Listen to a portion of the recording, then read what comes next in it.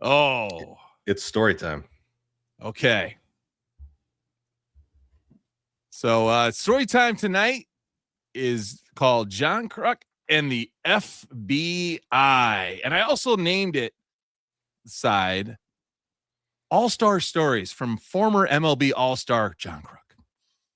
Many people have been asking me to do the following story, so I did some searching. There's a story flowing around the internet that John Kruk, Tommy Lee, Dan Cortez, David Duchovny ran a Pontiac Grand Prix and road trip to Tijuana after MTV's 1994 Rock and Jock softball game.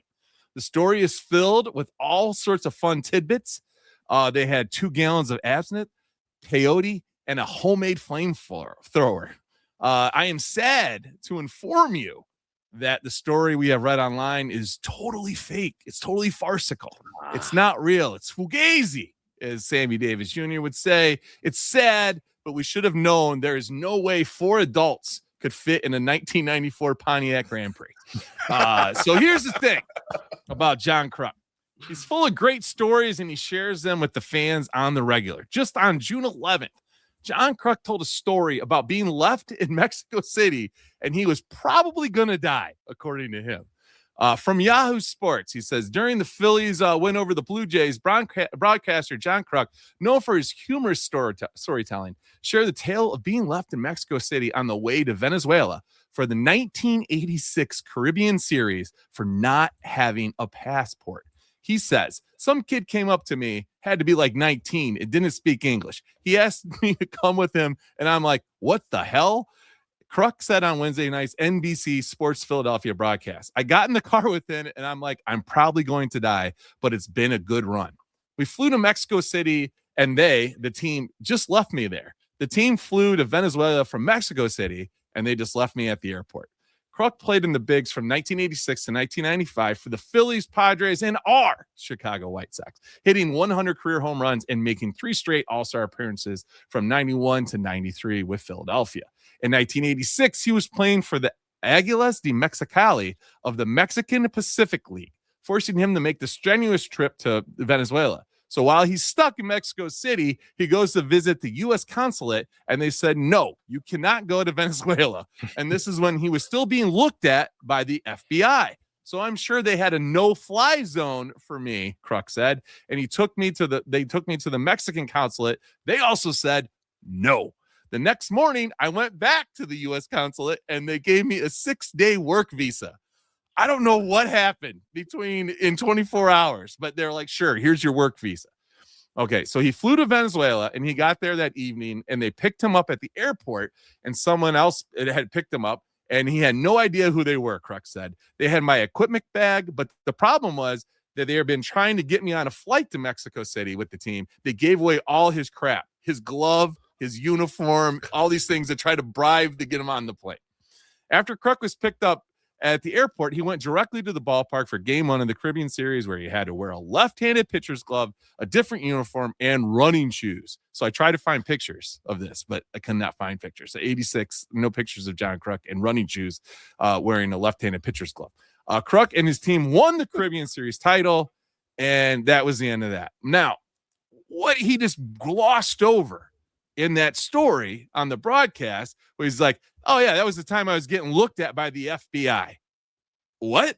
Like, why is the FBI looking into John Kruk? So I was like, what is this? So I start looking into this stuff. Okay. And so I'm like, just going out and do the Google search.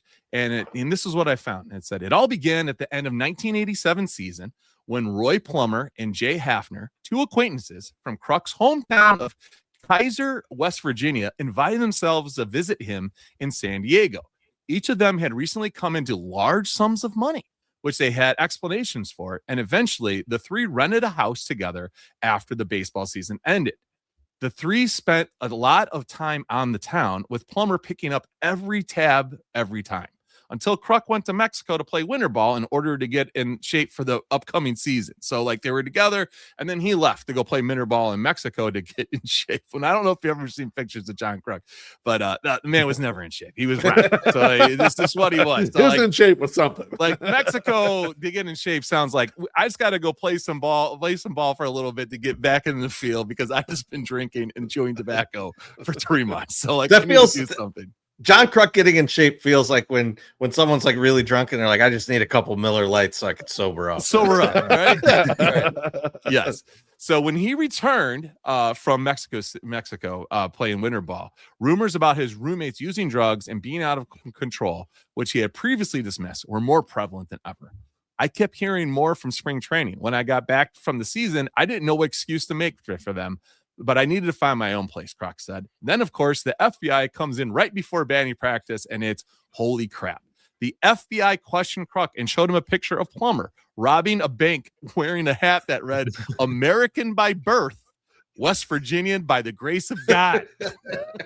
And Kruk says this. There's an interview with Big Cat, and he's like, they show me the picture, and first I say, no, I don't know that guy. And they're like, look again. He's been identified by his wife, his brother, or whatever. And he looks and goes, and I see the West Virginia hat, and you're like, what the fuck are you doing robbing a bank with a hat like that? Like what are you doing?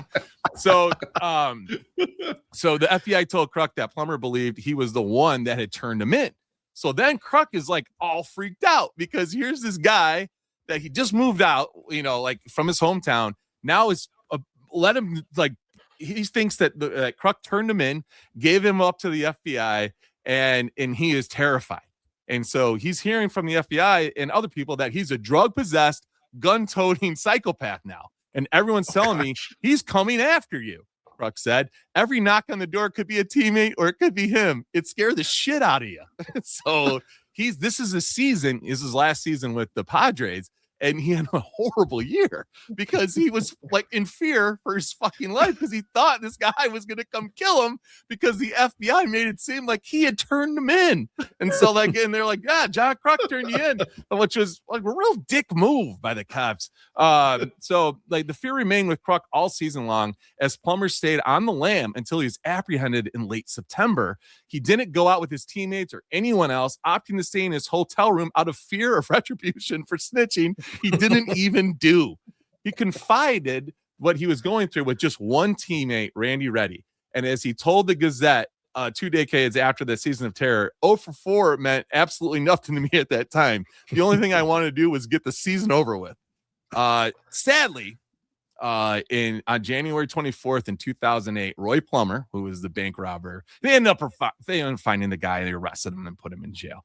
And he actually called Kruk when he was in prison, and he apologized for making him have such a bad season. And he said, I'm sorry, I was on drugs. I did want to kill you, but I was not gonna, whatever. So, but he was apologetic, and they had made plans to get together, like when he got out of prison. And then, of course, that never happens because why are you gonna hang out with that guy? But yeah, so he ended up like he righted the ship with Kruk, like when he went to jail. But on January 24th in 2008, Roy Plummer took his own life with a self-inflicted gunshot wound following a police standoff. What was he on the standoff for?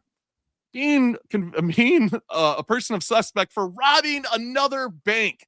Plummer was convicted of at least one previous bank robbery before he did the same hat on and served 15 years in prison. At that time, he was on federal probation and was a local felon in possession of a handgun at the time he was located. Plummer was also a suspect in numerous bank robberies from the 1980s from Maryland to San Diego, and he allegedly wore a Ronald Reagan mask while robbing one of those financial institutions, which is that's big why Point Break that's fan. That's in there. Yes, yeah. I mean, they pull these stories from the headlines are pulled from real stories. But yeah, so that the Plummer was he got back on drugs and started robbing banks again. But his wife worked for banks, and that's how he knew so much about these banks and could go and get all this stuff. And there's a lot of story on him. Like he's got a whole different thing, but it's crazy that these three guys from West Virginia, one's a professional baseball player, the other two are robbing banks, are just like hook up and in there. And then the FBI is watching John Kruk to see if this guy just finally tails him around, just to get out there. And that, my friends, was my sex summer story time.